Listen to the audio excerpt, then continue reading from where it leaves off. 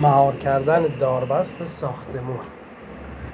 وقتی که پایه داخل راست پنجره نیست، از پایه بیرون یک لوله 2 متری یا 3 متری به پایه بیرون میبندی تا برسه به تیغه ساخت پنجره، لب پنجره، و یک 50 سانتی یا 1 متری هم پشت تیغه میندازی که داربست محکم بشه.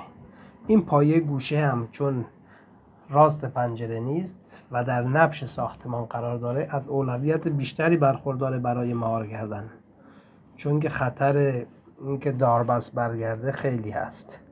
پس به این روش مهار میکنیم تا اینکه داربست محکم بشه و خدای نکرده چپ نشه. ببینید اینم به این طریق یک لوله 2 متری انداخته پایه بیرون داربست و یک لوله 50 سانتی میندازه پشت تیغه برای محکم شدن داربست و مهار کردن داربست.